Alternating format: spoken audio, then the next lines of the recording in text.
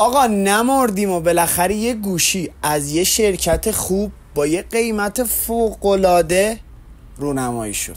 آنر جی تی گوشی جدید شرکت آنره که با یه قیمت میان رده میتونی یه گوشی پرچمدار بخری. بزن بریم واسه معرفی و بررسی. سلام و درود به آلفا تکیای عزیز. احوالتون چطوره؟ من امیرم. منم مجید. سلام از بنده. علیکم السلام. خیلی به چنل خودتون خوش اومدید. اینجا آلفا تک چی؟ لباس خریدم. اینجا آلفا تک. خیلی عاشقتون، خیلی دوستتون داریم. اومدیم با خفن ترین گوشی که شاید تو رنج قیمت خیلی پایین شما میتونی بخری و یه قاتل پرچمدار باشه. واقعا خدا رو شکر بالاخره ما یه گوشی خوب دیدیم. خیلی عجیبه از دنیا بریم.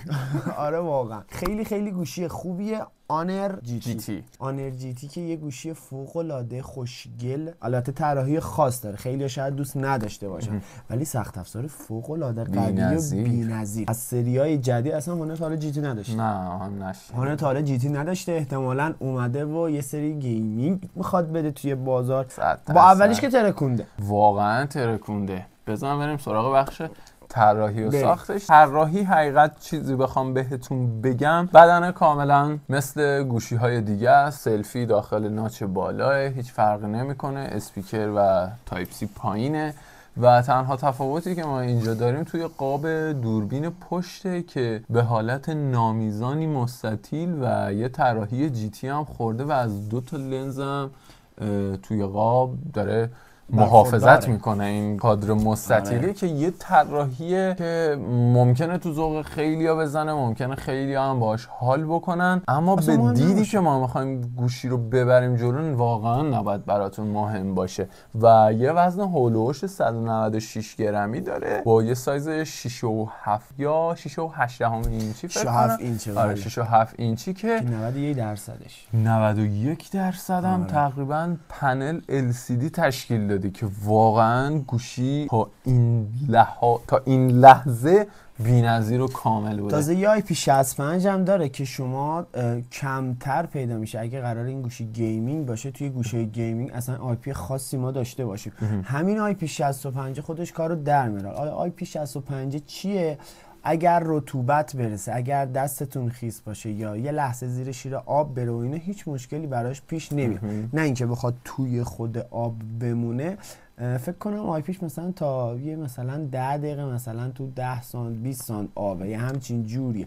اونقدر قوی نیست ولی همین خودش خیلیه تو گوشی گیمینگ. اصلا این قیمت مخصوصا توی این قیمت. بریم سراغ بقیه‌اش. این پنلی که برای LCD هست یه 120 هرتزی AMOLED که واقعا کیفیت فوق‌العاده بالایی داره. 466 PPI داره که از نظر رزولوشن و تراکم پیکسلی فوق‌العاده صفحه نمایش بالایی میتونه داشته باشه و 1200 و از اون طرف تا بیشینه 4000 تا نیت روشنایی داره که بی‌نظیره. واقعا حرفی برای گفتن نمیذاره یه همچین پنل LCD. بریم سراغ بخش خفن بعدی. بخش خفن بعدی غیر از اندروید 15 و ماجیک او که مال خود آنره که سری 9 هم هست، میرسیم به بخش CPU. یعنی تو میگی CPU رو به بچه‌ها بگم.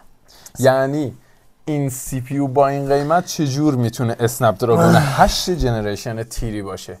یعنی یه هینتی بخوام بهتون بدم، قشنگ نصف گوشی پرچمدار رو که اون CPU رو داره میتونی این گوشی رو بخری که قیمتش هم آخر ویدیو حتما واسهتون میگیم. و این گوشی هم دیروز معرفی شده که شما میتونی توی 2 نسخه 12 و 16 گیگابایتی این گوشی رو داشته باشی که از 256 الی 1 ترابایت حافظه داره.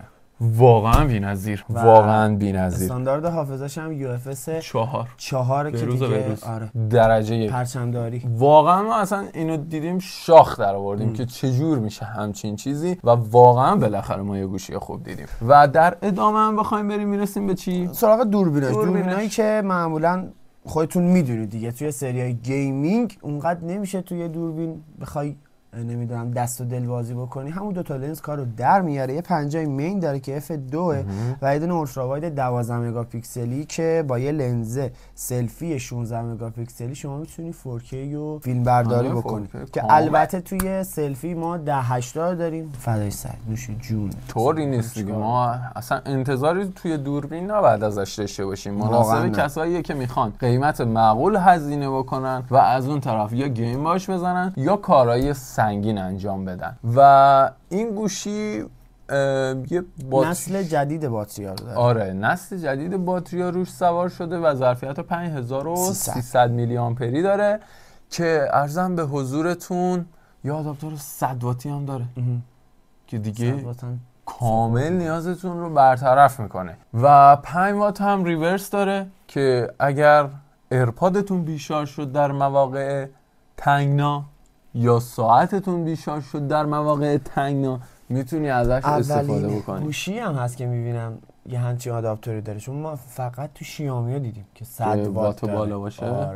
آره فکر میکنم فقط تو شیائمی دیدیم، بقیه‌شون همش زیر 100 زیر 90 بودن. 80 یه کریخونی هم کرده برای شیائمی یا سری. حالا شاید ما یادمون نباشه، اگه شما یادتونه حتما تو کامنت ها واسمون بنویسید ببینیم داشتیم یا نه. آره اینجا با همین قراره با هم فلان که دادگاه ها هم که میریم ما نباید زیاد همچین چیز بکنیم به خودمون. دادگاه چیه؟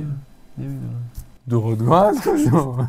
این گوشی واقعا از همه لحاظ کامله. استاندارد وای فای تکمیل، ورژن بلوتوث تکمیل و سی پی یو تکمیل، شارژر و تنها موضوعی که مون بحث قیمتش. این قیمتش میشه. قیمتش رو نگه دار. قیمتی که اصلا آقا یورو الان چند؟ یورو فکر میکنم هولوش 81-2 تومن باشه. یورو چنده الان بچه‌ها؟ بیشتره.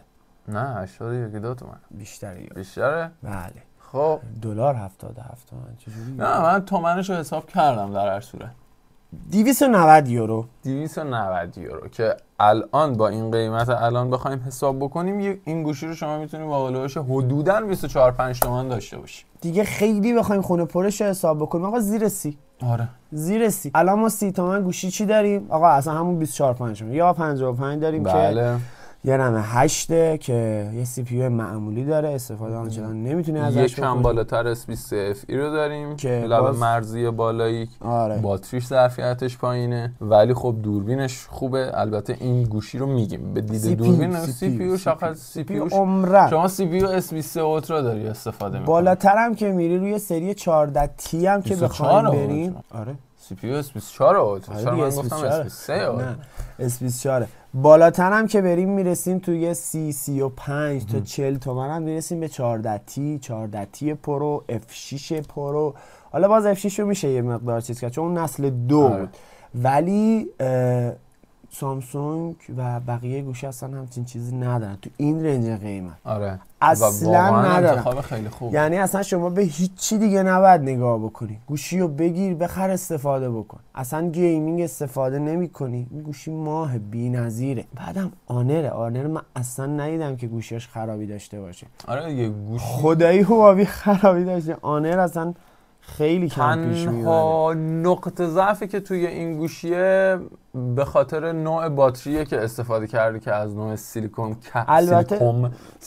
کربونه. البته هنوز امتحانش هم پس نداده. آره اینا مشخصات کاغذه، اما خب از لحاظ مچ بودن خیلی خوب مچن با هم. اطلاعاتی که داره پردازنده، رمی که عرضه کرده، باتری که گذاشته، خودش هم خیلی خوبه. آره روون و سبکه. آره آنرا واقعا خیلی و بعد بیاد تو دست. به نظر ما ریتی که من خودم به شخصه بهش میدم 9 از 10. 9 از 10 رو بهش میدم و اون یه نمره هم به خاطر طراحی ازش کم میکنم. دوربین اصلا در نظر نگرفتم. اگه دوربین بخوام بگیرم 8.5 از 10 میدم. من 8.5 از 10 میدم. و این که بیاد تو بازار مطمئنم که گوشی خوبی میشه. خیلی دوستتون داریم. مرسی از تک تک حمایت شما. این داغ براتون آوردیم. دیروز معرفی شد. 24 ساعت هم ازش نگذشته. برای شما که عزیزین. پس این چنل رو از روش سابسکرایب 24 کنید. ساعت این چنل رو سابسکرایب کنید. Yes. لایک هم بکنید. لایکش کنید. کامنت هم نظرتون راجع به گوشی. گوشی آره. عشق زیاد. ماچلاف. خیلی ستون داریم. خدا حافظ. خودتون باشید. استرالیا. زیاد. شبیه این گارداست. این سپاهان پرسپولیس بود. نه شبیه این گارداست. گارده هست زدید اومده. اینجوریه. یه بیرون زدگی داره. اون شبیه هم. میدونی حس میکنم چی توش میشینه؟ گارد افتیری. گارد افتیری سیلیکونه که یه تیکه دوربینه. البته خیلی بد جلوه. نمیشینه.